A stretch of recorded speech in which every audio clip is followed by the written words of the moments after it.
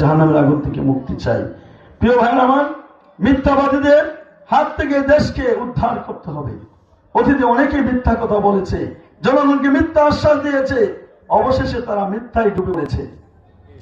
মিথ্যাবাদীদের পরিণাম যে ভয়ানক পরিণতি অতীতে অনেকে ভোগ করেছে, ভবিষ্যতে সবাইকে সাবধান করে দিতে চায়, মিথ্যাবাদীদের পরিণাম কখনো ভালো হয় না। আমরা সকল মিথ্যার জবাব সত্য দিয়ে দিতে চাই। বাংলাদেশ জামাত ইসলামীর নেতৃবৃন্দ সত্য লালন করে, ন্যায় নীতি লালন করে, ইনসাফ প্রতিষ্ঠার রাজনীতি করে, নিজের পকেটের টাকা দিয়ে রাজনীতি করে, কারো পকেটের টাকার আশা জামাত ইসলামী করে না।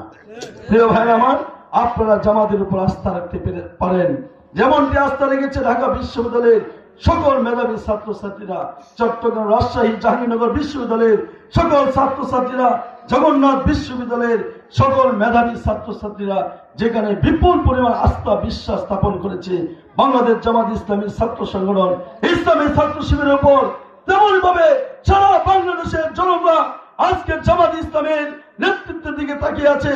জামাত ইসলামীর দাঁড়িপাল্লা প্রতীকে বিপুল ভোটে বিজয় করে তারা বাংলাদেশকে স্বচ্ছতায় আনতে চায়।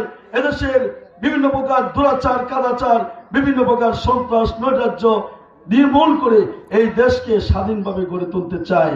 এই দেশের সুন্দরতার জন্য আজকে সবাই ঐক্যবদ্ধ হয়েছে। মাঝি মাল্লা, কৃষক, শ্রমিক, মেহনতি মানুষ, রিক্সাওয়ালা, ঠেলাওয়ালা, শ্রমিক সকলে আজকে ঐক্যবদ্ধ হয়েছে। এটি আওয়াজ, একই সুর। জামাত ইসলামীর দাঁড়িপাল্লাতে তারা একটিবারের জন্য হলো ভোট দিতে চায়, তারা কোরআনের আইন কায়েম করতে চায়, রাসূলের আদর্শ অনুযায়ী সমাজ